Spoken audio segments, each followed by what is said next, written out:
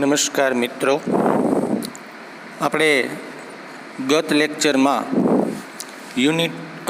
Activity part 4 chapter number 6 જે છે ગ્રામરમાં, એનો પાર્ટ 4 જે છે એ આપણે પૂર્ણ કરેલો છે. ત્યાર પછી મિત્રો હવે આપણે ટેક્સ્ટબુક જે છે એ આજથી શરૂ કરી રહ્યા છીએ.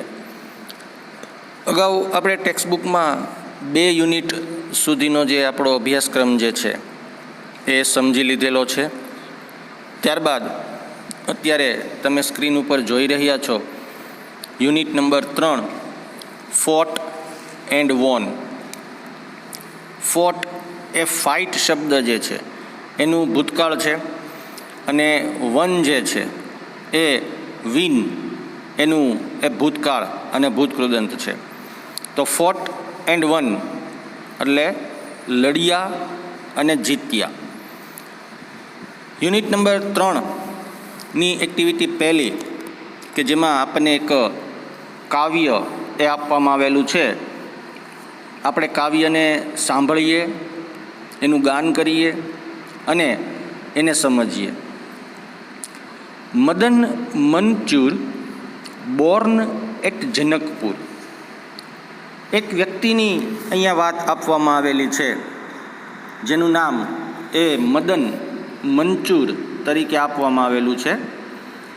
બોર્ન એટ જનકપુર, એનો જન્મ એ જનકપુર એમાં થયો. Studied at Gyanpur. સ્ટડી એટલે ભણવું, અહીંયા ભૂતકાળના રૂપમાં છે સ્ટડીડ. એણે અભ્યાસ એ પોતે ભણ્યો, એ જ્ઞાનપુરની અંદર એ પોતે ભણ્યો છે. Worked at Karmapur. પછી પોતે કામ કરે છે, બરાબર ને, પોતાનો વ્યવસાય કે પોતાની નોકરી એ પોતે કરે છે. તો વર્કડ એટ કર્મપુર, કર્મપુર ગામની અંદર એ પોતે વર્ક કરે છે, કામ કરે છે. Married at Jivanpur. એના લગ્ન એ જીવનપુરમાં થાય છે. મેરી એટલે પરણવું, અહીંયા ભૂતકાળના રૂપમાં છે મેરીડ. એ પરણે છે એ જીવનપુરમાં. Fell ill on Friday. શુક્રવારે એ બીમાર પડે છે. એની બીમારી જે છે એ શુક્રવારે શરૂ થાય છે. Admitted on Saturday. બીમાર પડે છે એટલે એને હોસ્પિટલમાં, દવાખાનામાં દાખલ કરવામાં આવે છે. એડમિટ એટલે અહીંયા દાખલ કરવું. દવાખાનામાં એને દાખલ કરવામાં આવે છે શનિવારે, સેટરડે. વર્સ on Monday. સોમવારે એની તબિયત જે છે એ વધારે બગડે છે, વધારે ખરાબ થાય છે. Died on Tuesday. અને મંગળવારે એનું મૃત્યુ થાય છે. ક્રિમેટેડ ઓન વેનસડે. ક્રિમેટ શબ્દનો અર્થ અહીંયા એના અગ્નિ સંસ્કાર થવા, બરાબર. એને અગ્નિ સંસ્કાર એ વેનસડે એટલે કે બુધવારે એના અગ્નિ સંસ્કાર કરવામાં આવે છે. This was the story of Madan Manchur. આ વાર્તા હતી એ મદન મંચુરની એ વાર્તા છે.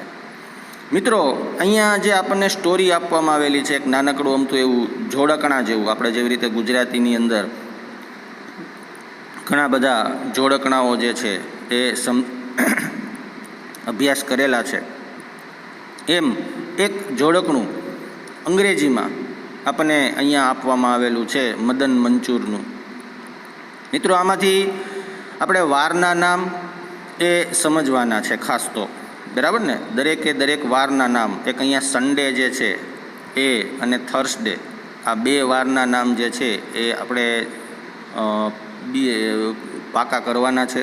ઉપરાંત અહીંયા જે આપેલા છે એ ઉપરાંત, બરાબર છે. એ ઉપરાંત બીજા ઘણા બધા શબ્દો જે સ્પેલિંગ છે, જેમ કે બોર્ન અને સ્ટડી ને એ બધા સ્પેલિંગ પણ આપણે અહીંયા એ પાકા કરવાના છે. હવે એ પછી જે આપણને સૂચના આપેલી છે કે અહીં આપેલા શબ્દો જેવા શબ્દો કાવ્યમાંથી શોધીને લખો, બરાબર ને. અહીંયા આપણને એક એક શબ્દ એ ઉપર આપવામાં આવેલા છે, નીચે આપણને 5 ખાલી જગ્યાઓ આપેલી છે. તો એની જેવા બીજા 3 શબ્દો, 4 શબ્દો, 5 શબ્દો, જેટલા શબ્દો આપણને આ કાવ્યમાંથી એ મળે એટલા શબ્દો જે છે એ આપણે અહીં એ લખવાના છે. બરાબર. તો આપણે શબ્દ જોઈએ તો સૌથી પહેલો એ શબ્દ આપણને સ્ટડી એવો આપવામાં આવેલો છે. બરાબર ને, અત્યારે જે તમારી સામે સ્ક્રીન ઉપર તમને દેખાય છે.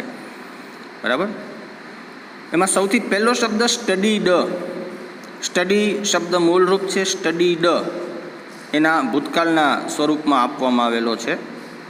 તો સ્ટડીડ શબ્દની જેવા બીજા કેટલાક શબ્દો જો આપણે આપણા પાઠ્યપુસ્તકમાંથી ગોતીને લખીએ તો સ્ટડીડની નીચે આપણે શબ્દ લખી શકીએ વર્કડ.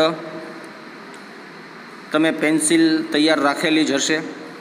બરાબર. આપણે ટેક્સ્ટબુક જ્યારે ભણીએ છીએ ત્યારે પેન્સિલ એ સાથે રાખવી અગાઉ આપણે એવી સૂચના આપી દીધેલી છે. જો હજી તમે પેન્સિલ નથી લીધી તો થોડોક સમય માટે વિડીયો પોઝ કરી અને પેન્સિલ લઈ લો, જેથી કરીને તમે હું જે શબ્દો લખાવતો જાઉં છું એ તમે તમારા ટેક્સ્ટબુકની અંદર લખી શકો.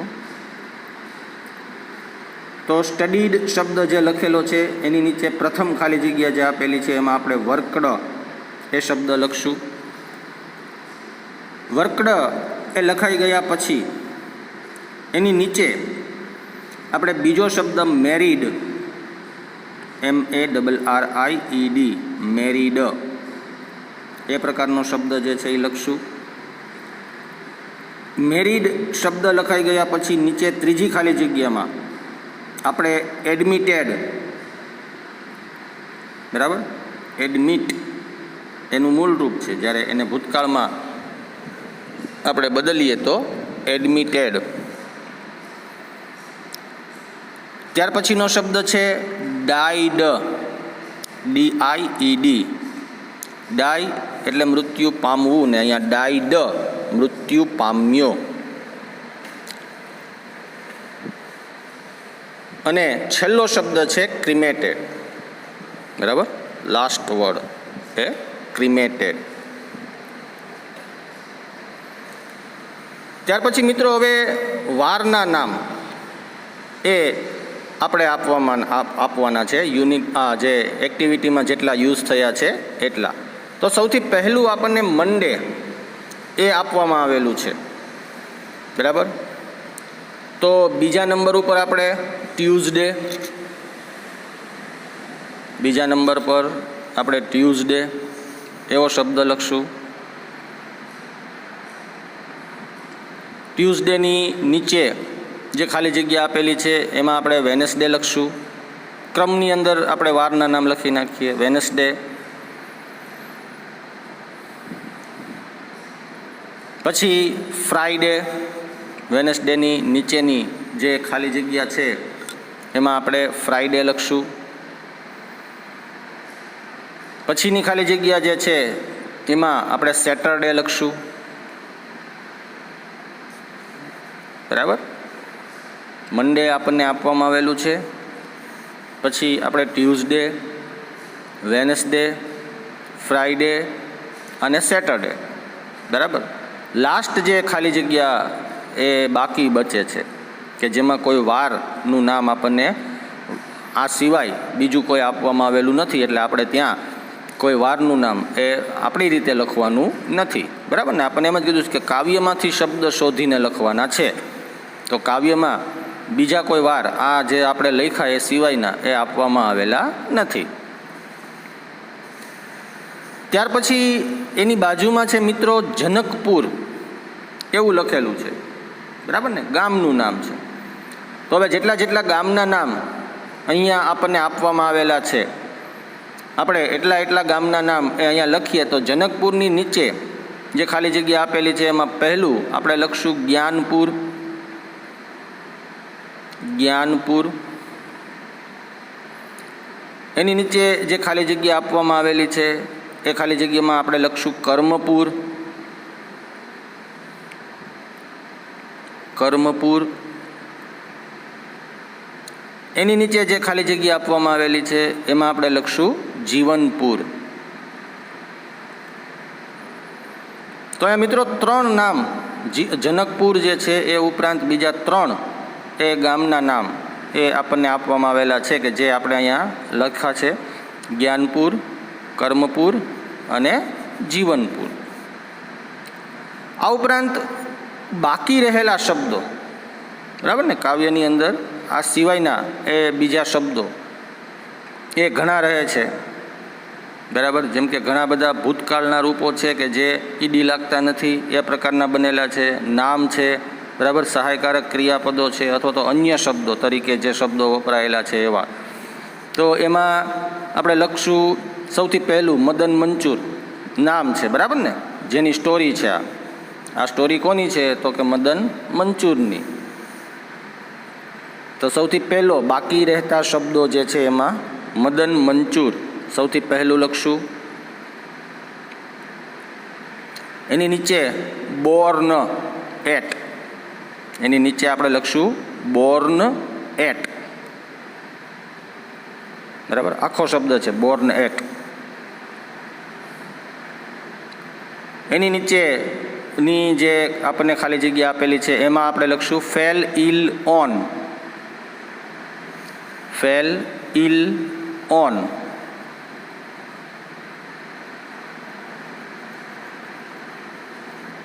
ફેલ ઇલ ઓન જે લખ્યું એની નીચે આપણે લખશું સ્ટોરી ઓફ,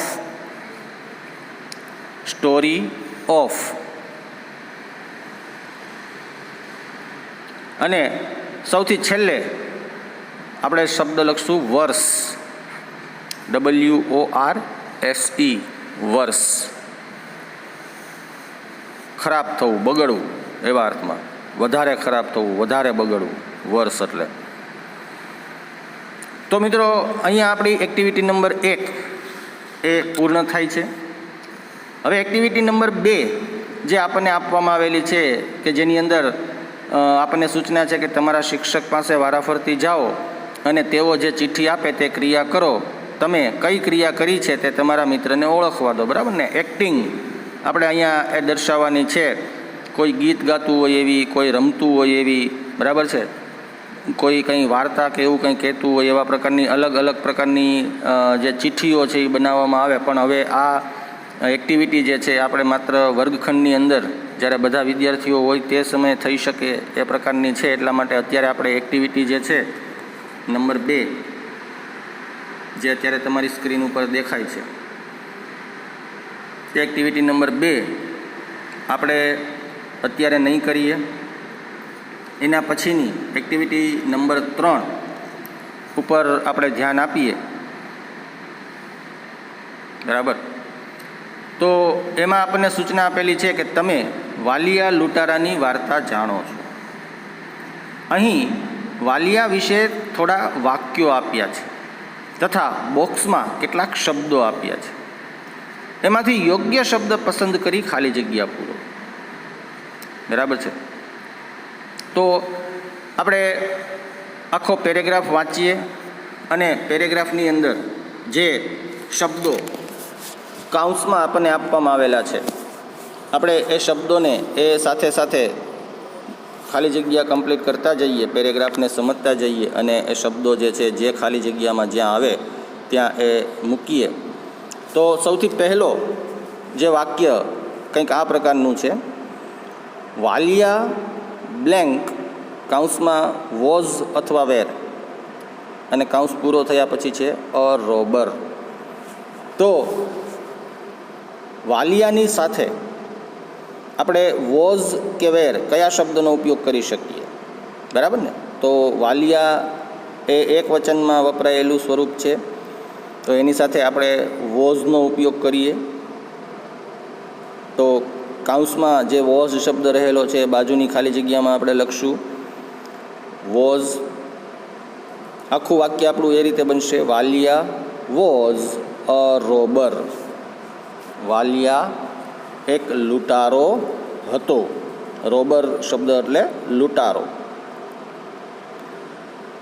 પછીનું વાક્ય છે હી, પછી બ્લેન્ક ખાલી જગ્યા આપેલી છે, કાઉન્સમાં લીવ અને લીવડ ઇન અ ફોરેસ્ટ. બરાબર. લીવ એ મૂળ રૂપ છે રહેવું, અને લીવડ એટલે રહેતો. બરાબર. તો વાર્તા અહીંયા જે આપેલી છે એ ભૂતકાળમાં છે. સાથે હી આપણને આપવામાં આવેલો છે. તો હી સાથે જો તમારે વર્તમાન કાળમાં કોઈ ક્રિયાપદનું સ્વરૂપ વાપરવું હોય તો એને એસ કે ઈએસ લગાડેલું વાપરવું પડે, કે જે અહીંયા લીવ મૂળ રૂપમાં આપેલું છે એટલે તમે ન વાપરી શકો.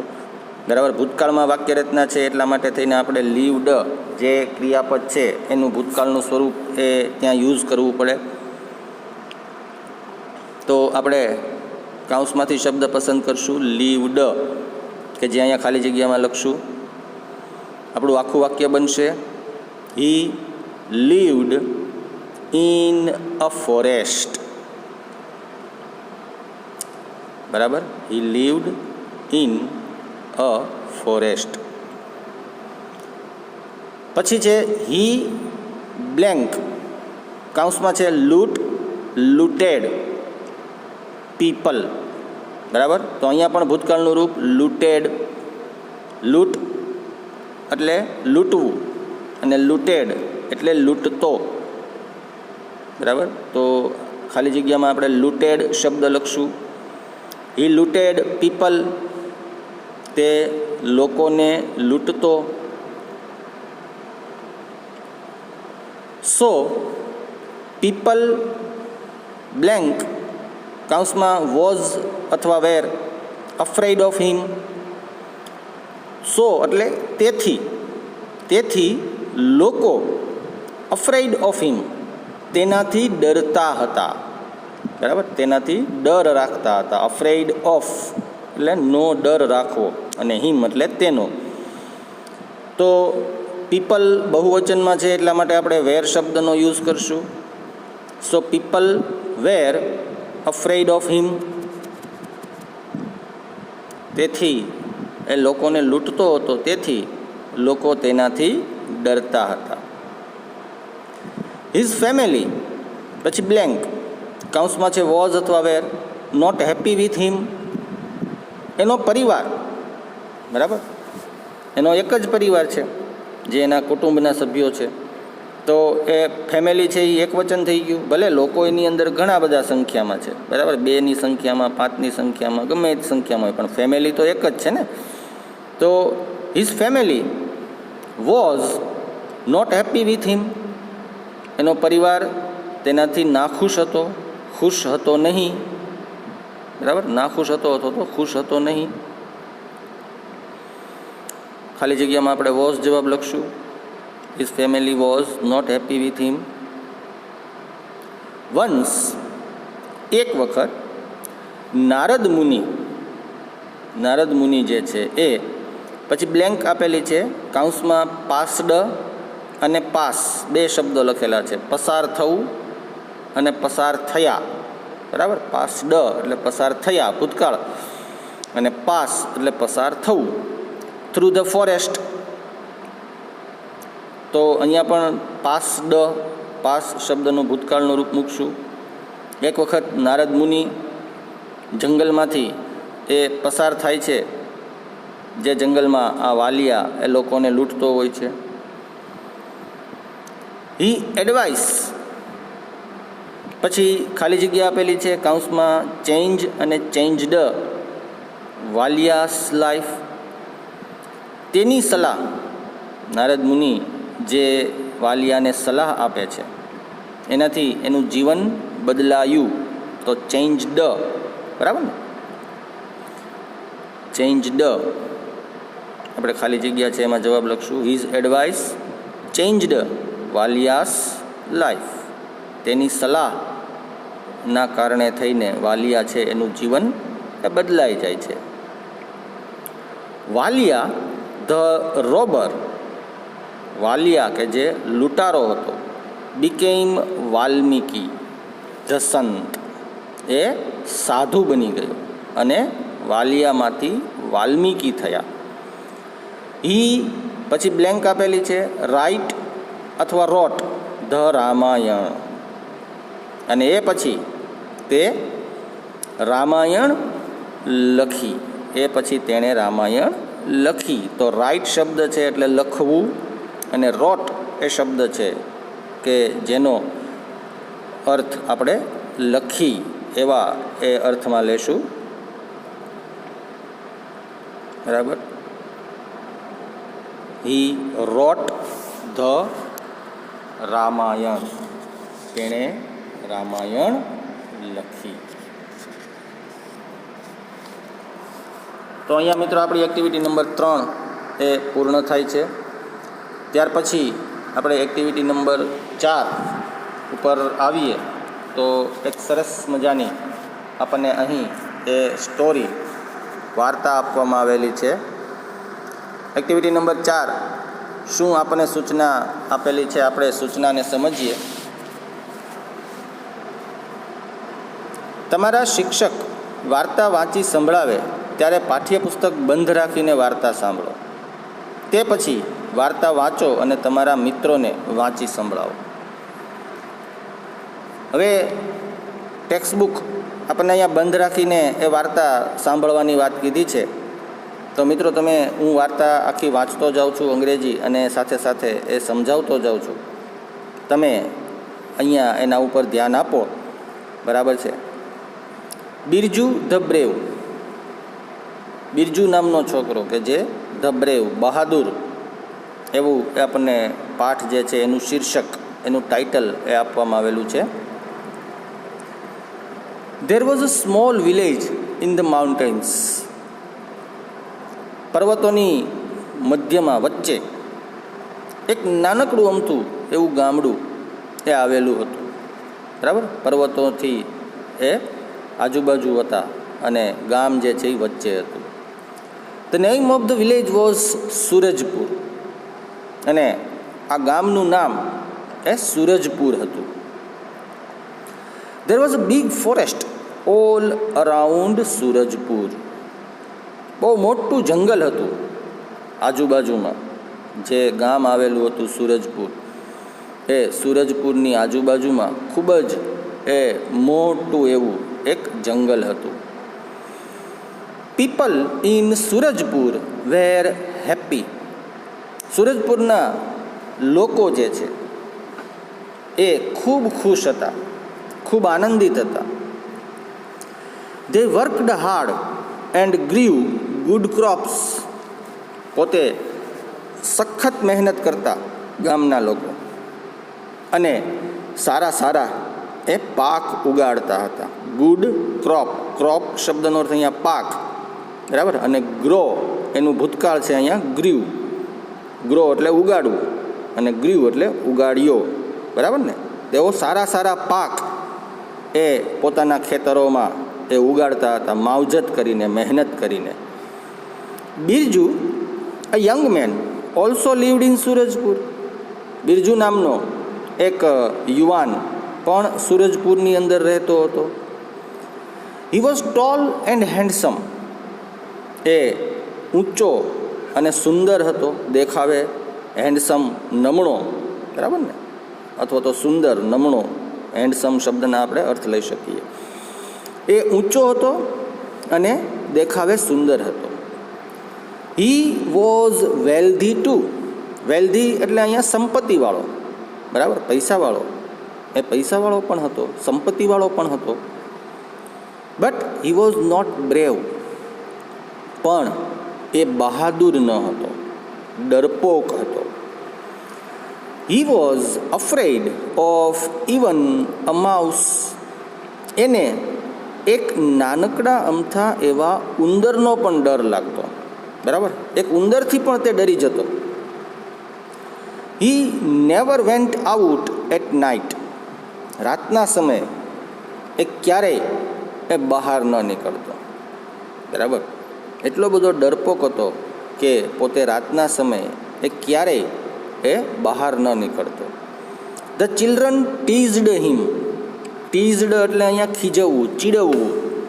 અને એટલા માટે છોકરાઓ, બાળકો જે છે એ બિરજુને ચીડવતા, ખીજવતા. બિરજુ ધ કાવડ. બરાબર. બિરજુ, કાવડ એટલે ડરપોક, કાયર એવા અર્થમાં એને એ ખીજવતા હતા. Once the village sarpanch received a note from some dacoits. એક વખત સૂરજપુર ગામના આ સરપંચ જે છે એ સરપંચને એક ચિઠ્ઠી મળે છે, અ નોટ, એક લખેલો એ પત્ર મળે છે કે જે કેટલાક ડાકુઓએ, ડેકોઇટ્સ શબ્દનો અર્થ અહીંયા ડાકુ, એ ડાકુઓએ એ પત્ર જે છે એ લખી અને ગામમાં મોકલાવેલો છે. We are coming to your village tonight. પત્રમાં લખેલું છે કે અમે આજે રાત્રે તમારા ગામમાં આવશું. Keep all your money and ornaments ready. કે તમારા બધા જ પૈસા, જેટલા પૈસા જેની પાસે હોય તે બધા જ પૈસા અને ઓર્નામેન્ટ્સ એટલે કે ઘરેણાં, એ બધા તૈયાર રાખજો. આવું આ ચિઠ્ઠીમાં લખેલું હતું. The sarpanch cold the villagers. એટલે સરપંચને જ્યારે આ પત્ર, આ નોટ જે છે એ જ્યારે પોતાના હાથમાં આવી, એણે વાંચી, એણે બધા જ ગામવાસીઓ જે હતા એને એ ભેગા કર્યા, એને બધાને બોલાવ્યા. હી શોડ ધેમ ધ નોટ. અને પછી જે ડાકુઓએ પેલી ચિઠ્ઠી મોકલી હતી એ ચિઠ્ઠી એ એમણે ગામ લોકોને બતાવી બધાને. Some villagers wanted to attack the dacoits. બધા પોતપોતાનો અભિપ્રાય, મત જે છે એ રજૂ કરવાનું શરૂ કર્યું. બધા લોકોએ એવું કીધું કે આપણે ડાકુઓ ઉપર હુમલો કરીએ. સમ અધર સેડ વી શેલ ટ્રેપ ધેમ. કેટલાક બીજા જે ગામ લોકો હતા, બધાનો મત અલગ અલગ હતો, અભિપ્રાય. એમ બીજા કેટલાક જે લોકો હતા એમણે એમ કીધું કે આપણે એમને ટ્રેપ, ફસાવી દઈએ, પકડી લઈએ. ટ્રેપ કરવું એટલે અહીંયા પૂરી દેવું, ફસાવી દેવું, પકડી લેવું. Birju was also there. Birju પણ ત્યાં હતો. He stood up and told the sarpanch. એ ઊભો થાય છે અને સરપંચને કહે છે, sir, don't worry about dacoits. કે તમે ડાકુઓની ચિંતા ન કરો. I will teach them a lesson. હું એમને પાઠ એ ભણાવીશ, હું તેમને સબક શીખવીશ. બરાબર. એ બધા જે બેઠા હતા એમાં બિરજુ જે છે એ પણ બેઠેલો હતો. એટલે બિરજુ એ સરપંચને કહે છે કે તમે ચિંતા ન કરો. સર શબ્દ છે ને એ એક પ્રકારનો અહીંયા માનવાચક શબ્દ છે. સર શબ્દ છે એ માત્ર આપણે આપણા ટીચરને જ કહી શકીએ, સાહેબને જ, બરાબર ને, એવો અર્થ નથી. પણ સર શબ્દ એક પ્રકારનો માનવાચક શબ્દ છે. જેવી રીતે આપણે ગુજરાતી ભાષામાં કોઈ અજાણી વ્યક્તિને એ બોલાવવી છે, બરાબર ને, તો આપણે એને ભાઈ અથવા તો કાકા અથવા તો દાદા કે એવા કોઈ સંદર્ભમાં એ કહીએ છીએ કોઈ પુરુષને. એવી રીતે અહીંયા અંગ્રેજીમાં કોઈ પુરુષને માનવાચક શબ્દ તરીકે આપણે સર શબ્દનો ઉપયોગ કરીએ છીએ, બરાબર. તો અહીંયા એ અર્થમાં એ સર એ શબ્દ બિરજુ જે છે સરપંચને કહે છે, ડોન્ટ વરી અબાઉટ ડેકોઇટ્સ. તમે ડાકુઓ વિશે કંઈ ચિંતા ન કરો. I will teach them a lesson. હું એમને સબક શીખવીશ, હું તેમને પાઠ ભણાવીશ. મિત્રો, આપણે આજનો લેક્ચર છે એ અહીં સુધી એ રાખીએ છીએ. એક્ટિવિટી નંબર 4 આપણે અત્યારે યુનિટ નંબર 3ની એ અડધી એ પૂર્ણ કરેલી છે. બાકીની અડધી એક્ટિવિટી અને એ પછીની જે કાંઈ પણ એક્ટિવિટીઓ આપણને આપવામાં આવેલી છે એ આપણે હવે પછીના એ નેક્સ્ટ લેક્ચરમાં એ પૂર્ણ કરશું.